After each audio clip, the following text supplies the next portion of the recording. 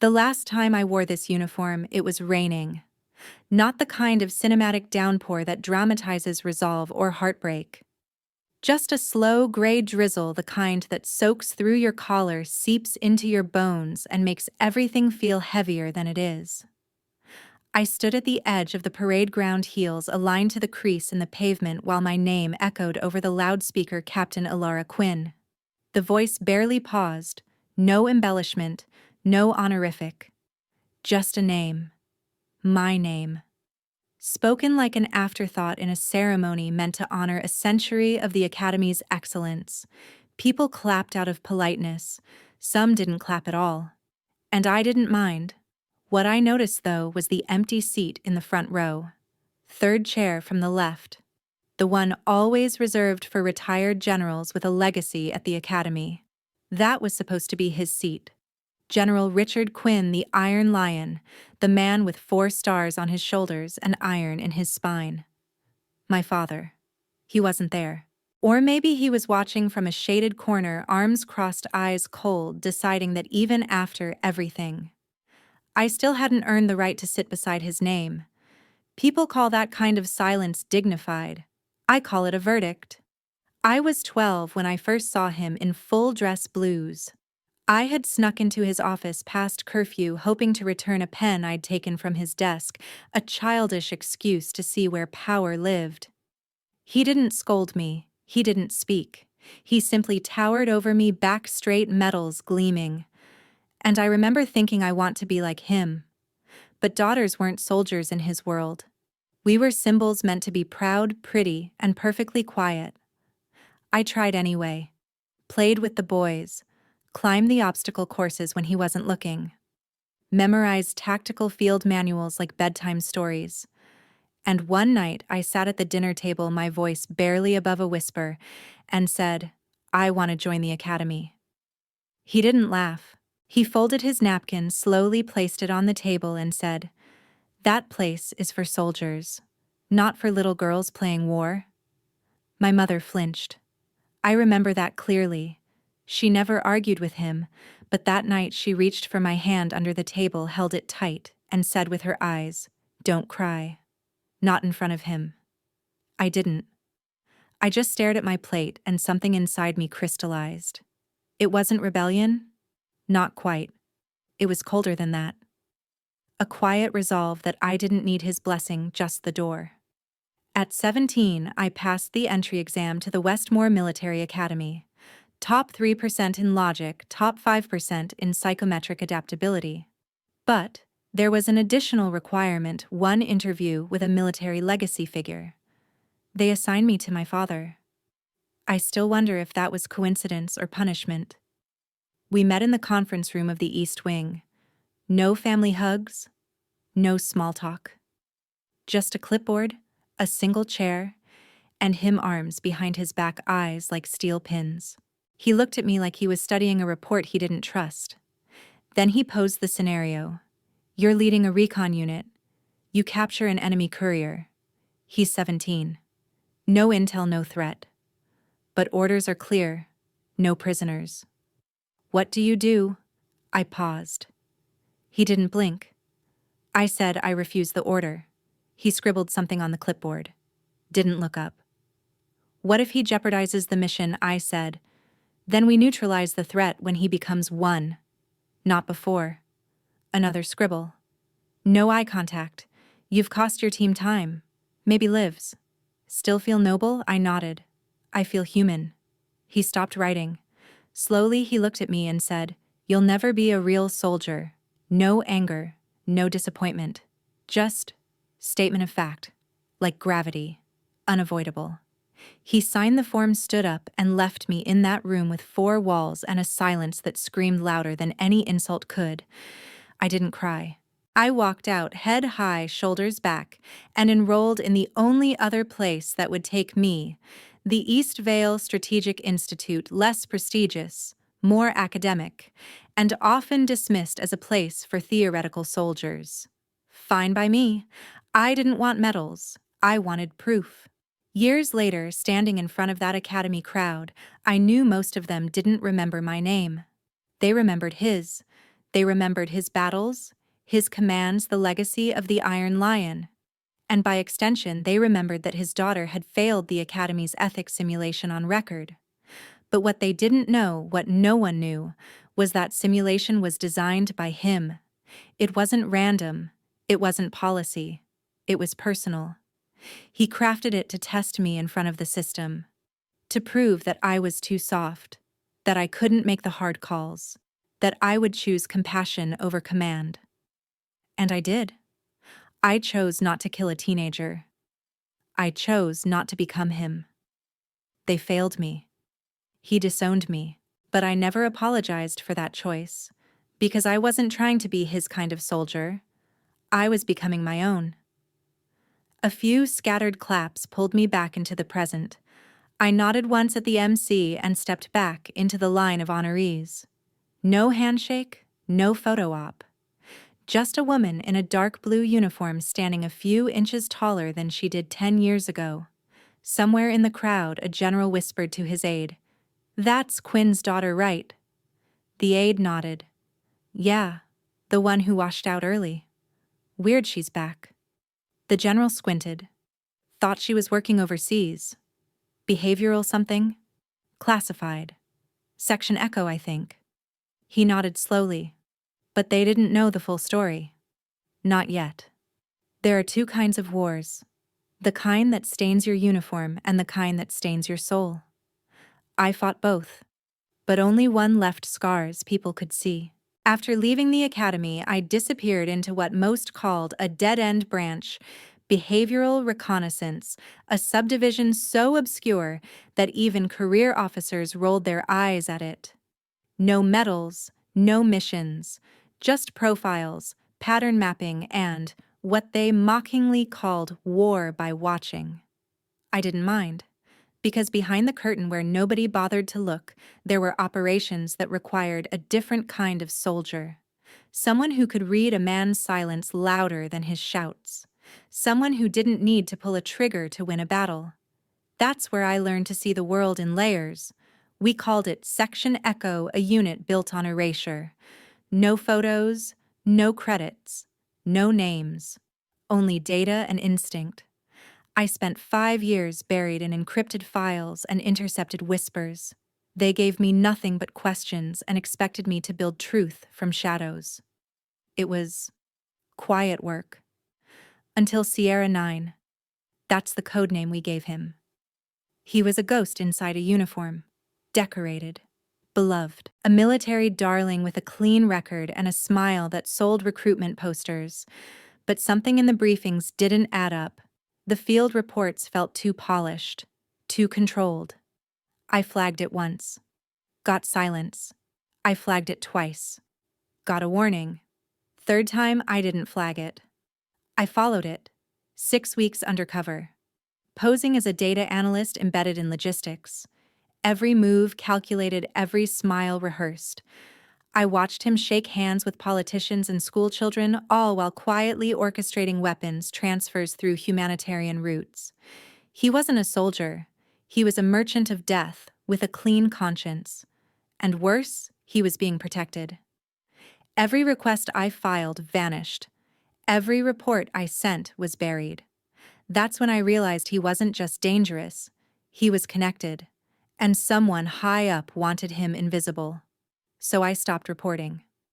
And I started documenting. Not for the army, not for revenge, for the record. Because someday someone would ask what happened to the aid convoy that never made it.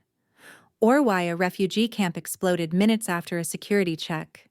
And when they did, I'd have the truth. Not the edited version, the whole story. That's when they came for me. 2 men in suits knocked on my door at 3:17 a.m. They didn't say their names, just flashed badges and handed me a suspension notice. Violation of internal protocol, it said. Overreach of clearance. I was removed from Section Echo that same morning. No trial. No chance to speak. Just silence. But I wasn't surprised. Because I recognized the seal on the letterhead. It was my father's. It took me 3 days to confirm it. A contact from inside operations slipped me the access logs. The request to terminate my clearance had come directly from General Richard Quinn's encrypted server. He wasn't just watching me, he was erasing me. My father, the man who told me I'd never be a real soldier, had now made sure I couldn't be any kind of soldier. At first I thought it was punishment. Maybe he never forgave me for failing his simulation. Maybe he wanted to bury the last trace of personal embarrassment. But then I looked deeper. Sierra 9 had been stationed under my father's joint command in the early years. They had history, shared deployments, too many overlapping transfers, too many sealed files, and it clicked. My father wasn't just protecting his legacy, he was protecting himself. I sat in the dark that night alone in my apartment watching rain crawl down the window. It was the same drizzle as the day I graduated, the same heaviness. I wasn't angry. I was hollow. How do you confront a man who's built his entire life on silence, on duty, on sacrifice, twisted into control? How do you tell your father that the very soldier he raised you had uncovered the thing he tried to hide? You don't. You do what soldiers do. You adapt. They thought I'd fade. They wanted me to. But I had a record. A trail. Copied and secured off-grid. Enough data to sink Sierra 9 and anyone protecting him. And I had one last card to play. The International Tribunal for Military Ethics. It wasn't flashy. It didn't carry guns. But it carried law. And it carried eyes that the army couldn't shut. I submitted the files anonymously. I knew they'd be traced back to me eventually, but that bought me time. Time to disappear again. Time to prepare for the backlash. But something strange happened. The tribunal acted faster than I expected. 3 weeks after my submission, a sealed investigation opened into Sierra 9. 4 senior officers were quietly retired. 2 were arrested. And then, out of nowhere, a classified letter arrived in my inbox. From the general himself. Not my father. Not by name, but by title. No greeting. No sign-off. Just 12 words: you've made a dangerous move. You don't understand the cost of truth. He was right. I didn't. Not until the day they made me stand in front of the review board and strip the insignia off my own uniform. But there's something they didn't understand. You can take a name. You can burn a file. You can revoke clearance. But you can't erase someone who already lives in the shadows. I had become what my father never intended. Not just a soldier, a witness. They assigned me a liaison officer, someone whose job was to make sure I transitioned smoothly out of service. Her name was Captain Faye Turner. Efficient, courteous, and distant. She asked all the right questions but never looked me in the eye. I recognized the type. She'd read the file, knew the buzzwords. Non-cooperative, volatile, potential security risk. My career reduced to a checklist. Faye handed me a manila envelope with 3 forms: voluntary resignation, psychological evaluation, and post-service reassignment support. I slid them back across the table. I didn't come here to resign, I said, voice calm. She blinked, surprised. Miss Quinn, you've been suspended, not discharged. Silence. She adjusted her glasses. Then what are you here for? To watch. I knew exactly what was going to happen. The tribunal had started asking questions too many. And while I'd been locked out of echo, the ripples of my submission had begun to reach places even my father couldn't quiet. A public hearing had been scheduled. Not for Sierra 9? Not yet. But for the entire operation he had helped build.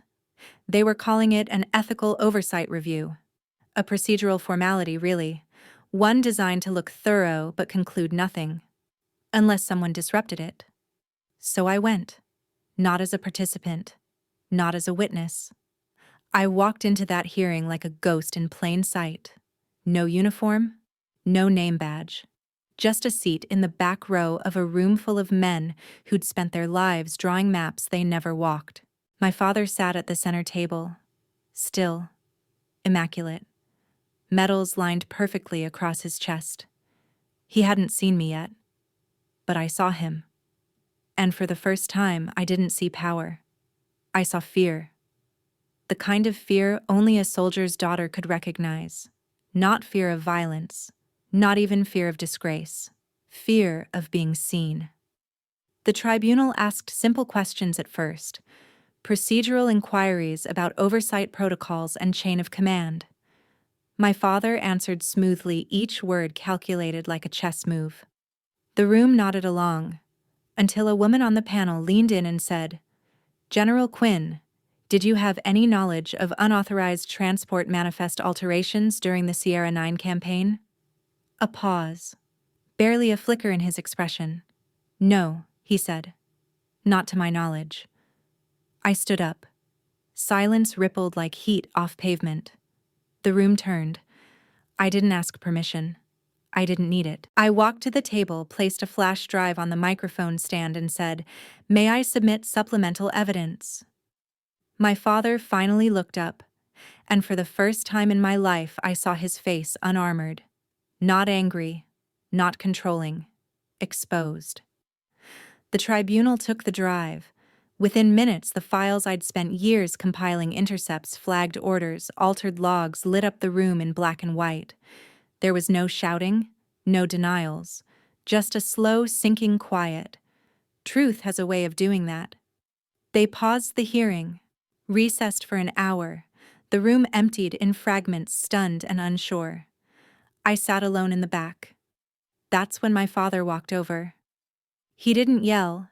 He didn't ask why. He just sat down next to me like we were strangers on a bus. And he whispered, "I trained you to follow orders." I didn't look at him. I said, "You trained me to finish the mission." A long silence. Then he said, "You think this is justice?" "No," I said, turning to him now. "This is acknowledgement." He shook his head, almost smiling. "You really think a few files will change anything?" "No. But I'm not here to change anything." He narrowed his eyes. "I'm here," I said, "so you know you didn't erase me. They didn't reinstate me that day. They didn't apologize.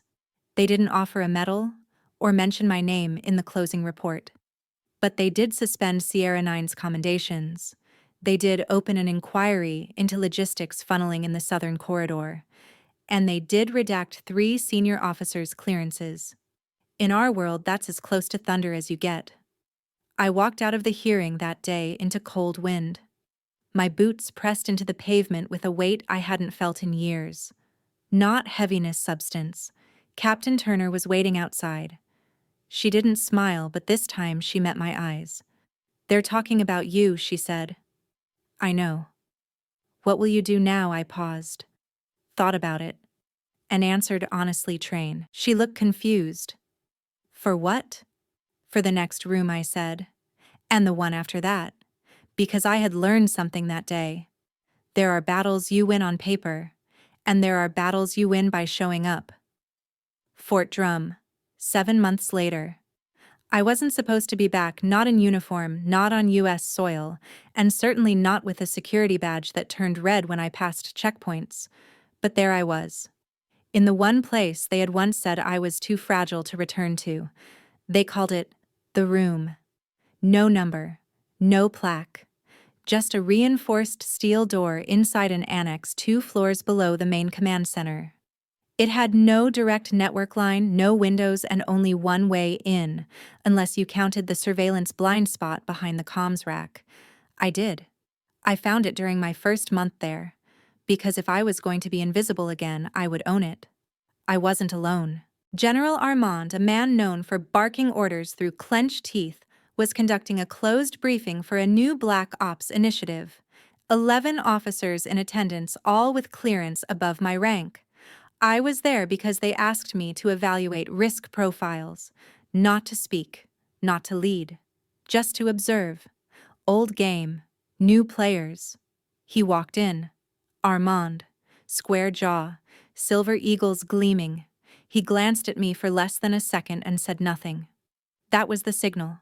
Stay in your place. And I might have. But then he brought up Operation Helix, and with it, the name of someone I had buried 5 years earlier, Corporal Jesse Haynes, killed in a failed extraction marked MIA, her body never recovered. I had been on that mission, and I had written the final report that got scrubbed before it ever reached command. When Armand called her a statistical loss within acceptable deviation, I felt something tear open inside me. It wasn't anger. It was clarity. "Sir," I said, calm, neutral. That deviation was a direct result of faulty recon passed down through Echo Command. The room froze. Eyes pivoted. No one interrupted Armand. Ever. He raised an eyebrow. "Excuse me," I stood. There was no secondary extraction corridor. The map was 2 years out of date. "Haynes didn't die because of deviation. She died because your data was old." You could hear the fluorescent buzz in the silence that followed. "Captain Quinn," he said slowly, "you are here to assess, not rewrite history."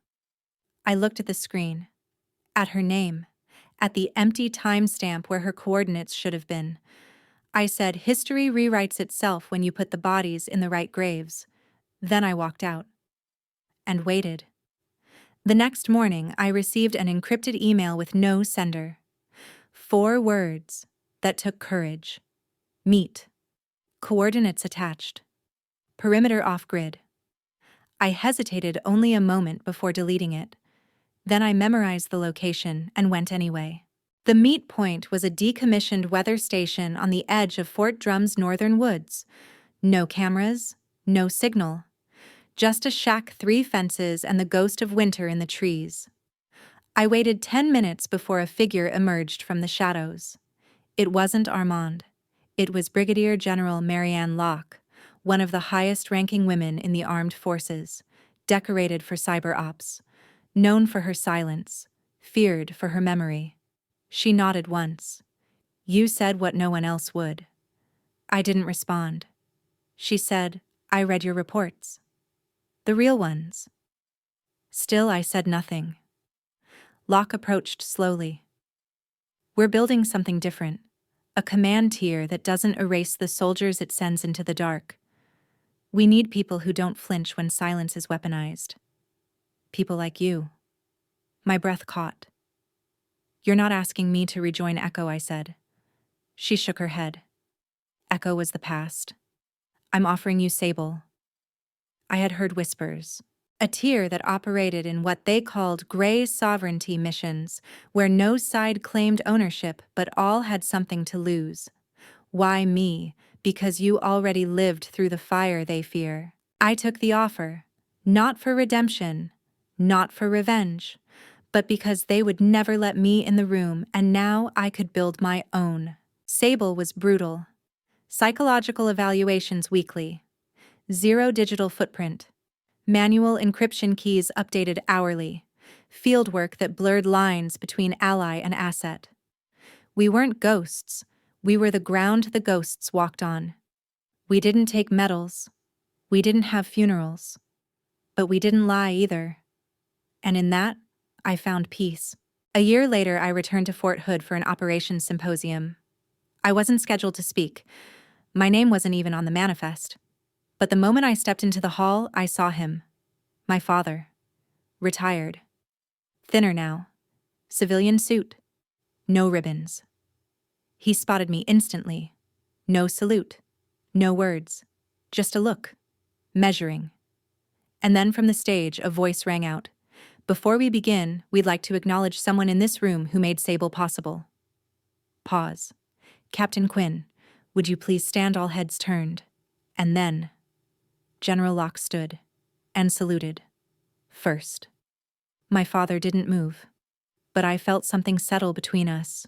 Not forgiveness, not apology, understanding. And that was enough. They think war is loud, that it announces itself with bombs, screams, and boots storming down shattered streets. But that's not the war I fought.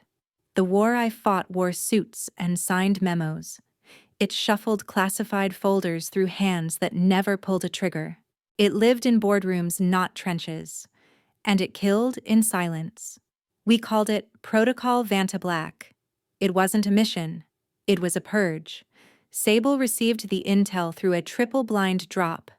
Anomalous patterns in procurement data equipment shipped to inactive units, fuel logs forged across 3 continents.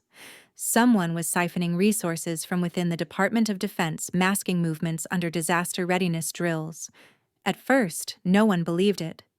Then a drone shipment meant for Turkey was intercepted. In North Dakota. No records. No chain of custody. No accountability. We were ordered to trace the funding trail. And we did. Straight into the heart of the Pentagon. There were 6 of us in the field team, each with no official name, no rank, just one encrypted phrase embedded under our skin, a biometric kill switch that wiped our identity if compromised.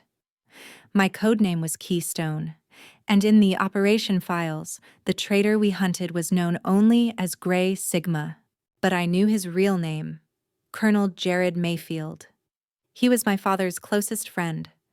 I hadn't seen Mayfield in nearly 10 years. He used to come to our home every Thanksgiving bringing his own cranberry sauce and stories about how real soldiers ate dirt in Panama.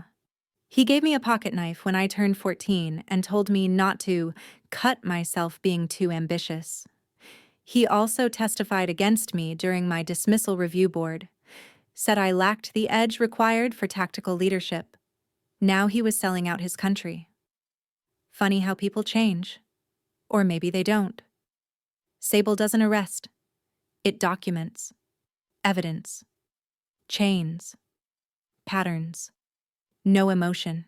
We traced the laundered funds through humanitarian fronts in Ukraine and Mali, routed through Hong Kong. Shell companies bounced via blockchain pools and landed in a logistics hub just outside of El Paso. That's where he was, in a building marked Medical Research Initiative. We went in with no backup. Just orders, extract data, burn the rest. I still remember the way the air smelled bleach, copper, and electricity. We breached the door with a cold spark swept left. No resistance. Empty lab benches, humming servers.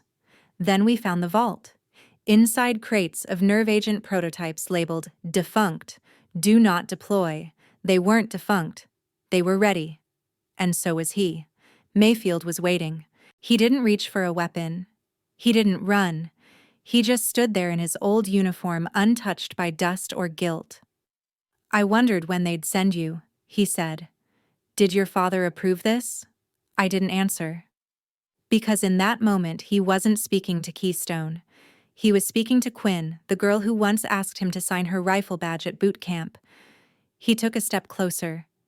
You think this matters? You'll bury me and 10 more will take my place. This isn't betrayal, it's realignment. My gun didn't shake. My voice didn't falter. I said, that's what they always say. Right before the fall. We seized the servers, left him behind. 2 hours later, the building was ash. The official report said the facility was abandoned. No mention of nerve agents, no colonel. No daughter of a major who dismantled a shadow empire from the inside. But Sable knew. Locke knew. And so did my father. He called me a week later. First time in 8 years. No pleasantries. No how are yous. Just one sentence. I knew about Mayfield. I just couldn't prove it. Silence. Then I never thought you'd be the one to bring him down. I swallowed the lump in my throat and said the only thing that felt true. You never looked close enough. That was the last time we spoke. Not out of anger, but because some things don't need to be said twice, and some wars never make the news. But I fought mine, and I won. 2 months passed after El Paso. No medals, no news, just silence. That's how the world treats ghosts. But not all ghosts fade. Some leave paper trails. It started with a letter, not an email, not a signal trace. A real letter, handwritten, sealed in thick cream paper tucked inside a rusting lockbox behind my father's old footlocker. I only found it because the VA called me to clean out his storage. He had died in his sleep. I stared at the return address. It wasn't his handwriting, But I knew it instantly. General Branson. My father's old commanding officer. The same man who once said, "Your daughter's not made for combat, she's made for filing cabinets." I'd remember those words forever. So why was he sending my father a letter? Postmarked just 2 weeks before the operation in El Paso, I broke the seal. And the words inside cracked something deeper. If you're reading this, Jared's finally moved. And I suspect your daughter is the only one who can stop him. I gave her that chance 5 years ago. You refused. Maybe now you'll listen. At the bottom B. No rank, no sign-off. Just that letter. I never knew about that chance. Apparently, General Branson had tried to recommend me for a classified field unit. My father blocked it. Said I wasn't resilient enough after the ambush in Mosul. Said I needed reorientation. So instead of Special Operations Command, I was funneled into logistical intelligence. A glorified desk job. And then quietly discharged for medical incompatibility. The story he gave the board, PTSD. The truth, I had a cracked femur and a rebuilt wrist. But my mind was the clearest it had ever been. But clarity scares people more than wounds. Especially from a woman. I spent the next few days cleaning out his storage unit. Old citations, framed medals, newspaper clippings, and a safe. Inside it, a single item. A dog tag. Mine. Burned, scorched, half-melted from that night in Mosul. He had kept it. All these years. For the first time in almost a decade, I allowed myself to feel it. The betrayal. The guilt. But most of all, the weight of being right too early. My father didn't hate me. He feared me. Feared that I'd succeed in the ways he hadn't. Feared I'd uncover the rot he'd helped cover with silence, and now he was gone. I thought about throwing it all away. The medals. The letters. The memory of a man who taught me to shoot but never believed I'd survive under fire. But then the phone rang. It was Locke. "Quinn," he said. "You're being reactivated." I paused. "Sable doesn't do reactivations. We do when someone publishes everything." He sent me the file. It was a leak. All of it. Procurement fraud, black site funding, and photos from El Paso ones only we had access to. Who leaked it? You're not going to like the answer. The source was tagged Ghost 92RM, my father's old cipher. He leaked the operation report before he died. He exposed everything. For me. The news broke like a firestorm. The media latched onto the whistleblower narrative. Pundits speculated about a rogue intelligence asset. Conspiracy theorists claimed it was a false flag. But the core truth held. A woman led the takedown of a rogue colonel. A daughter corrected her father's greatest mistake. They didn't know my name, but they knew what I had done. And in the shadows where Sable lives, that was enough. 3 days later, I received another letter. This one hand-delivered.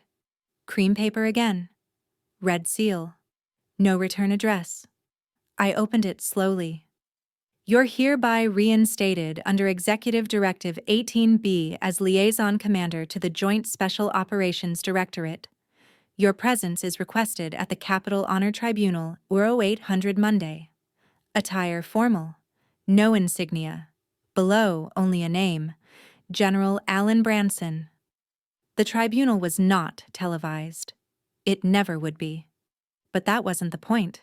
I arrived in plain uniform. No bars, no ribbons. Just black boots and the dog tag I'd nearly left behind. Inside the room was silent. Marble, flags, the weight of decades in every polished surface. There were 12 men at the front, and 1 woman. General Branson stood. "This tribunal is called to recognize non-attributable service in the preservation of national integrity. The record will reflect no names." He paused, then looked directly at me. "But we will remember the cost." At the end of the ceremony, as I turned to leave, a man stepped forward from the edge of the gallery. 4 stars on his shoulder, silver hair, stone face, the current chairman of the Joint Chiefs. He extended his hand, and then, without a word, he saluted. To me. No applause, no cameras, just a single silent recognition in the highest room of judgment. For the first time, I felt it. Not vindication, not victory, just peace. The tribunal, they assigned me a desk, not in the main building, not even in the Joint Ops Wing. A small windowless office deep in the west annex of the Pentagon, a room that smelled of paint and forgotten policies. They called it the liaison office. But there was no one to liaison with. No team, no schedule. Just a sealed terminal, a locked cabinet, and a cot in the back. It wasn't punishment. It was containment. They didn't know what to do with someone like me, someone who wasn't supposed to still be standing. I'd walk the corridors during off hours. Old soldiers would nod but never speak. A few whispered my call sign, Quinn the Quiet. I didn't correct them. Silence had always been my ally. But silence is also a prison when you're not allowed to speak the truth out loud. 3 weeks passed. No orders, no missions. Just the hum of fluorescent lights and the low, persistent ache of waiting. Then one night I found the folder. Unlabeled. Slid under my door. Inside photos of 4 women. Each one in uniform. Each one with a service record that ended in administrative reassignment. All dishonorably discharged. All exceptional. One had run data security for CENTCOM. Another was a former pararescue operative. One was listed as KIA, but there she was alive in the photo, sitting outside a motel in Idaho. The fourth was a pilot. All 4 had been erased. Like me. There was a note attached. 5 words handwritten. Build the wall they couldn't. No signature, no seal. But I recognized the handwriting. General Branson. Again. That night I didn't sleep. I stared at those faces and realized something that chilled me.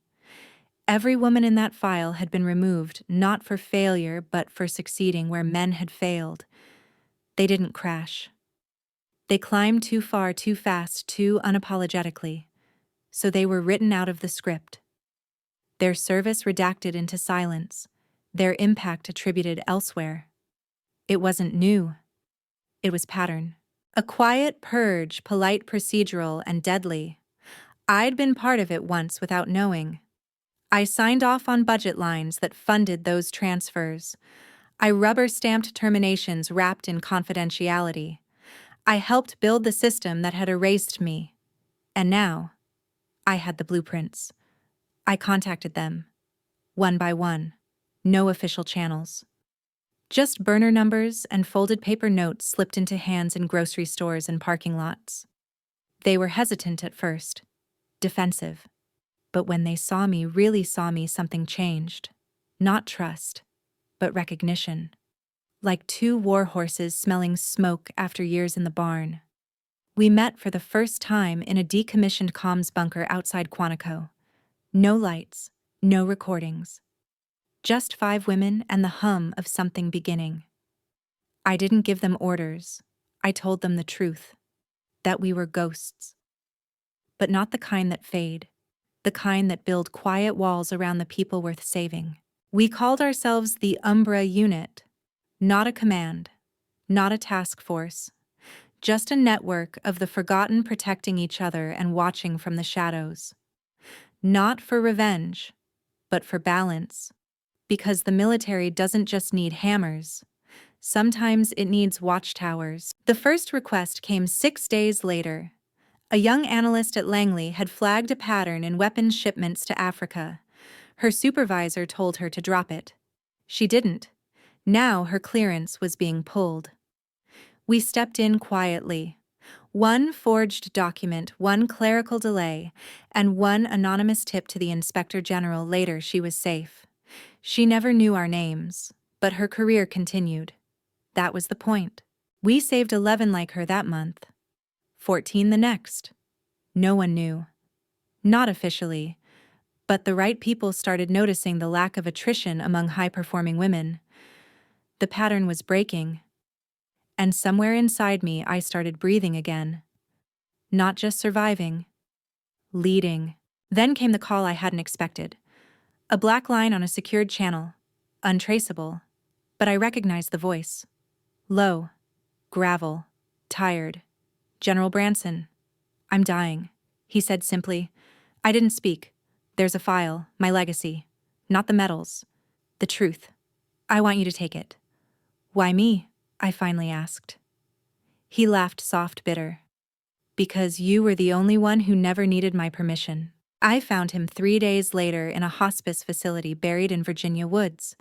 He was frail, but his eyes were sharper than ever. He handed me the file without ceremony. I did what I could, he said, but I did it too late. I nodded. He looked at me with something I had never seen before. Not pride, but respect. Don't wait for permission, Quinn. Just build. That night he passed. No ceremony, just silence. But his last words stayed with me. I didn't just inherit secrets. I inherited a mission. And finally, for the first time since I put on that uniform, I realized I wasn't trying to become something. I already was. When I returned to the base that Monday, something had changed. No, not visibly. I still had no rank on my door, no uniform patch, no salute waiting. But I noticed the glances. Not curious anymore. Measured. Like people were recalibrating what they thought they knew. Rumors had begun to circulate, quiet ones about the woman in the West Annex. The one who didn't flinch when the brass walked past.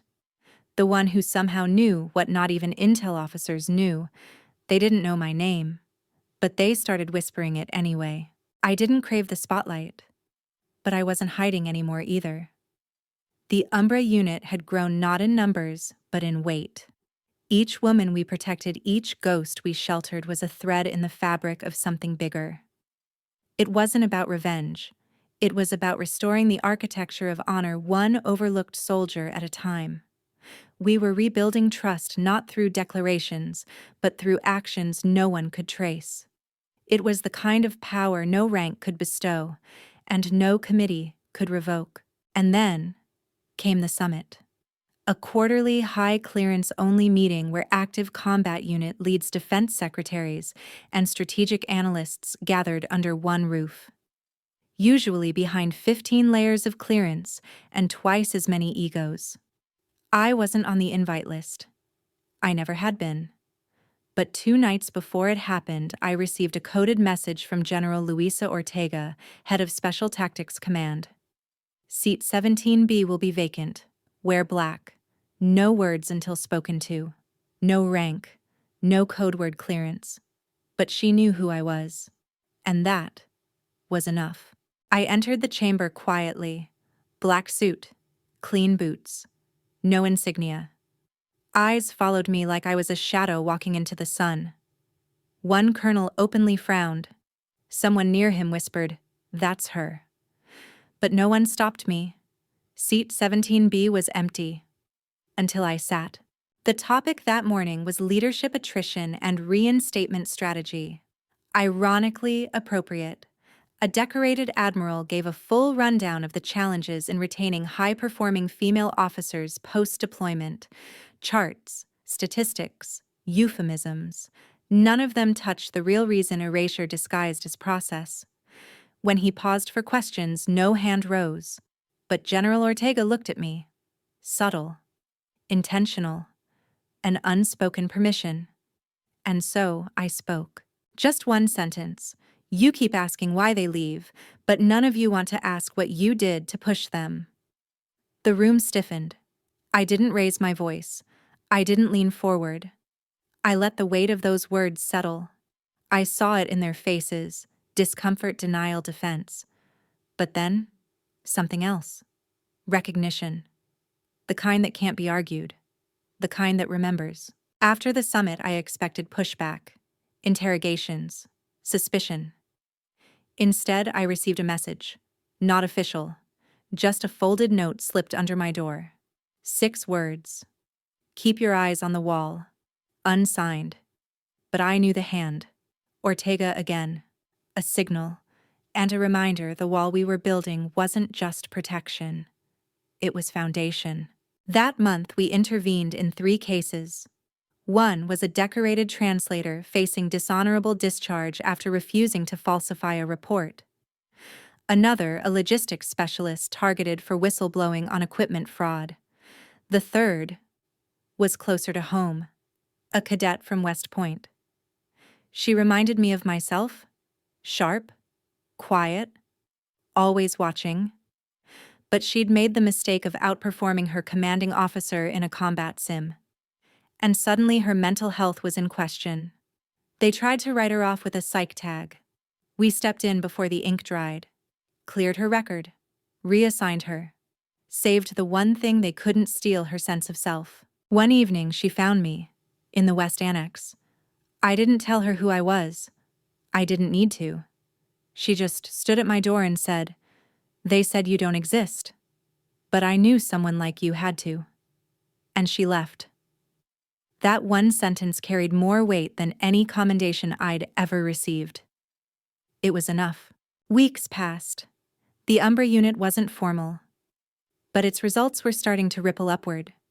Fewer terminations, more reinstatements, investigations reopened, reports reclassified. The system was shifting not because we tore it down, but because we kept showing up where it cracked.